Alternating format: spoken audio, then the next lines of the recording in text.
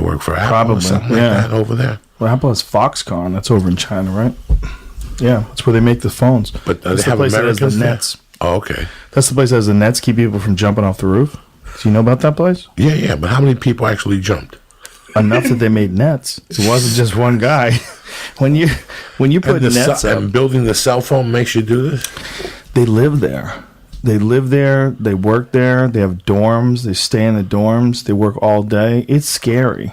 I mean, it's a step above being a slave. And people will tell you it's a lot better than what they used to have because they didn't have any opportunity. And this is just how industry works. The way people describe it, they're trying to justify it. They say this is just how industry works.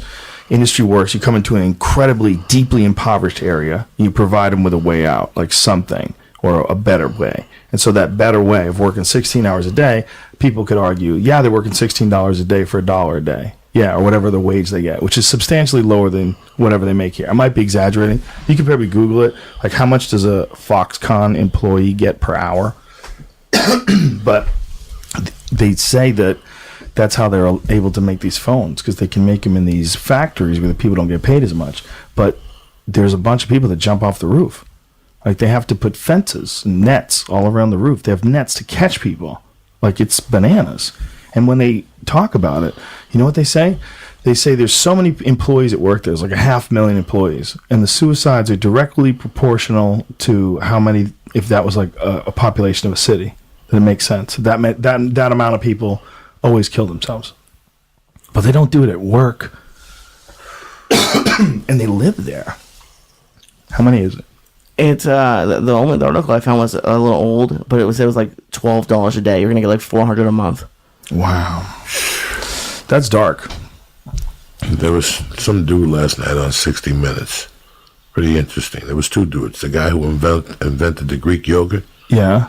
He needed $700,000, and he saw a factory open up in New York, and he went to these people and he borrowed the money and he bought what's the hot Greek yogurt now? I don't know. Jesus.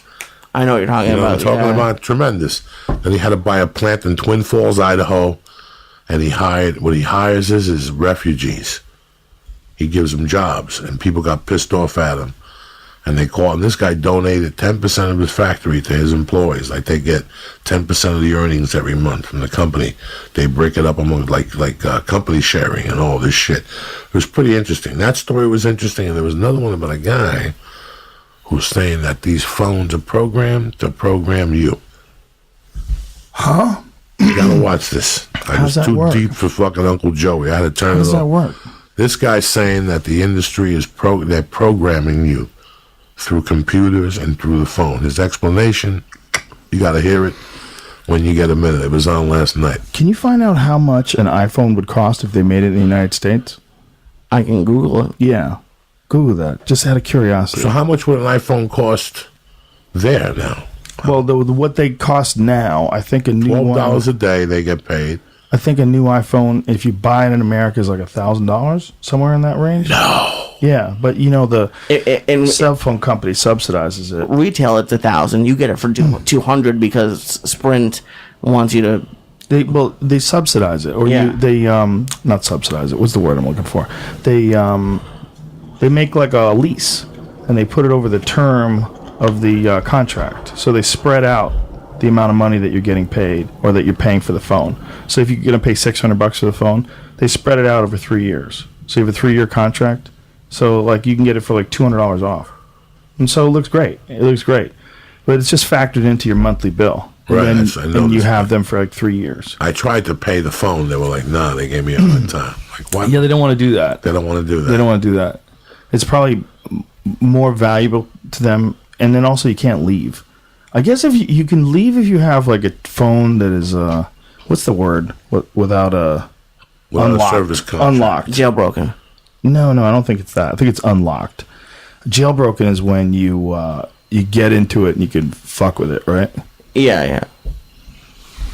So it says that if all the components were made in the U.S., it would push the cost up to $600, which they think would retail it for $2,000.